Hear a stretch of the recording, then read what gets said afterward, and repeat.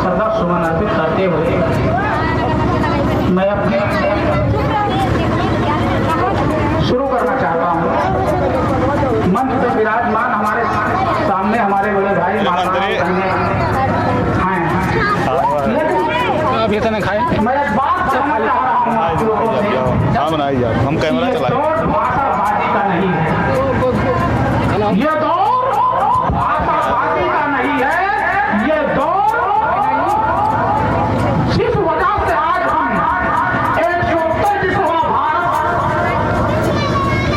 रत्न विश्व रत्न बाबा साहेब भीमराव अम्बेडकर का जन्मदिन मनाया जा रहा है। आज SC ST OBC की जिंदगी खतरे में है और मैं आप लोगों से गुजारिश करना चाह रहा हूं कि ये हमारी जिंदगी हमारे आने वाले नस्ल के लिए ये आखिरी जन्मदिन है। इसके बाद हम लोग बाबा साहेब भीमराव अम्बेडकर का जयंती हम लोग मनाने लायक नहीं रहेंगे, क्योंकि बाबा साहेब भीमराव अम्बेडकर 2 साल 11 महीने 18 दिन भारत का संविधान लिख करके दलित OBC SC ST हमारी माताओं बहनें जो घूमी थी, हमारा समाज जो घूमा था, उसको आवाज देने का काम किया, उनके हाथों में कलम देने का काम किया, उनको पढ़ने का अधिकार दिया। वो बाबा साहब भीमराव अम्बेडकर हमारे महापुरुष का लिखा हुआ संविधान, ये सब हमको अधिकार दिया।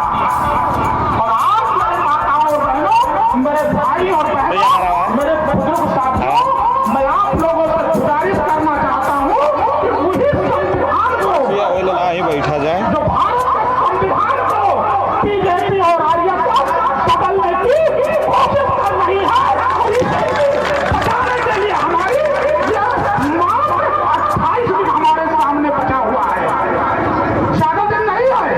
ये बीजेपी और आरएसएस ये दलित SC ST OBC को कैंसर के तरीके से खा रही है और हमारा अधिकार है कि मात्र 28 दिन के अंदर बाबा साहब का लिखा हुआ संविधान अगर हम बचा लेंगे तो हम अपने आने वाली नस्ल को गुलामी से बचा लेंगे। जानते हैं 2 साल 11 महीने 18 दिन लिखा था, 1950 में भारत का संविधान लागू हुआ था और 2024 चल रहा है, लगभग 74 से 75 साल हो गया। लेकिन आरएसएस और बीजेपी के लोगों को 75 साल देश के संविधान लागू हुए, उनके पेट में दर्द हो रहा है और उनका दावा है कि बाबा साहेब का दिया हुआ संविधान बदल देंगे, मनुस्मृति लागू कर देंगे। तो आप लोगों से मैं गुजारिश करना चाहता हूँ, जितना ये समाज SC ST OBC पढ़ लिख करके तेजी से आगे बढ़ने का काम किया, उतना ही तेजी से बाबा साहेब के संविधान को बीजेपी और आरएसएस दीमक के तरीके से खाता गया है और उसको बचाने में हम सब असमर्थ हो गए हैं।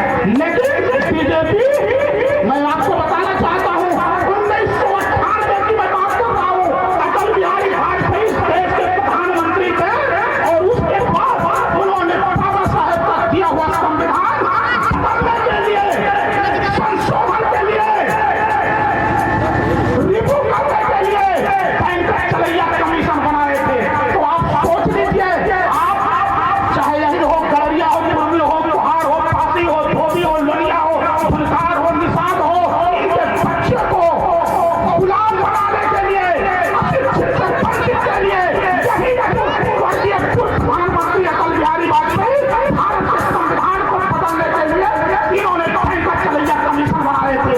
लेकिन ये अपने काम में सफल नहीं हो पाए, क्योंकि उस समय जितना अशिक्षित लोग थे वो संगठित थे। और आज 1999 में फिर स्वर्गीय अटल बिहारी वाजपेयी, हम अपने साथियों से, अपने बड़े भाइयों से गुजारिश करना चाहता हूँ कि इसको समझने की जरूरत है। 1999 सरकारी संस्था, भारत की संपत्ति, भारत में एक सरकारी संस्था संपत्ति को बुद्धों को बेचने के लिए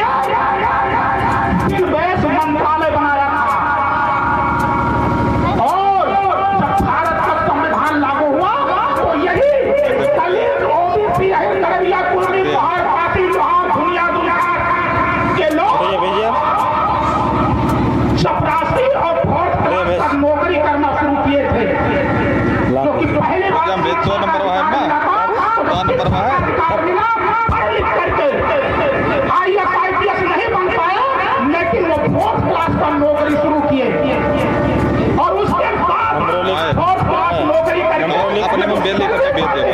हाँ हमारे भी नहीं बेच देंगे, मैं तो हमारे बेच देंगे। समाज की पार्टियां थी भैया वाला हुआ, सपना मेरा करने के लिए उनको आगे बढ़ाने के भैया वाला हुआ मौलिया सोसाइटी का गठन करते थे और उसके बाद उत्तर प्रदेश में समाजवादी पार्टी, बहुजन समाज पार्टी पूर्ण बहुमत में सरकार में आई। उसके बाद आरएसएस और बीजेपी के लोगों ने यह शुरू किया कि आगे में बहुजन समाज पार्टी और समाजवादी पार्टी उत्तर प्रदेश में कैसे सरकार में आई है, इस पे इन्होंने रिसर्च शुरू कर दिया और वही 4th क्लास के जो कर्मचारी थे वो अपने बच्चों को थोड़ा सा अच्छी क्लास में पढ़ाना शुरू किए, तो इनके बच्चे IAS IPS डॉक्टर इंजीनियर बनना शुरू किए। तो नागपुर में आरएसएस के मुख्यालय में विचार होने लगा कि कैसे करैयापुर में पासी लोहार खोलिया के बच्चे IAS IPS डॉक्टर इंजीनियर बनना शुरू किए। तभी लोग समझ में आया कि इनका बाप तो 4th क्लास में नौकरी कर रहा है, उसी पैसे से अपने बच्चों को आगे पढ़ाने का काम कर रहे हैं। ये नागपुर बैठे हुए हैं अहिर करैयापुर में लोहार पासी लोहार खोलिया को दसने के लिए।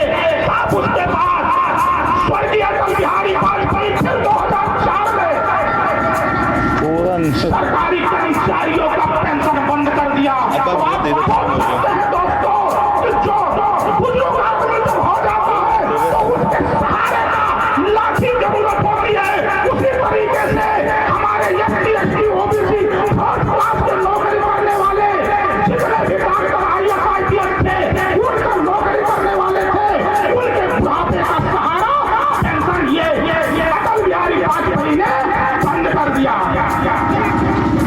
तो आप सोच लीजिए अगर आप बीच में 2024 चल रहा है और 2024 में आरएसएस के और भारतीय जनता पार्टी के जो तीन अलग तरीके से SC ST OBC को खा रहे हैं, वो कह रहे हैं 2024 में भारत का संविधान बदल देंगे और इसको संशोधन कर देंगे।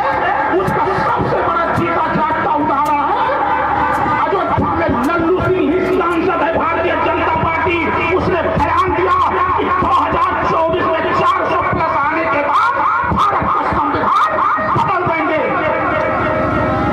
गुजरात का आनंद हेगड़े का बयान है भाजपा सांसद, उसने कहा कि 400 प्लस भारत का संविधान संशोधन और बदल देंगे। आरएसएस के शासन चालक डॉक्टर पहले बयान दिया कि भारत के संविधान की जरूरत है। साला कम लिया तो सबके नमो में जाना तो आर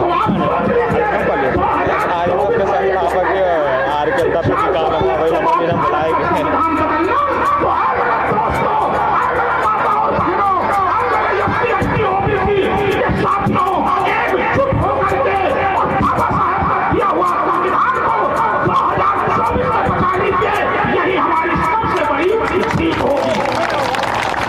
और मैं बताना चाहता हूँ 2014 में पहले यही करैयापुर में लोहार पासी लोहार खोलिया है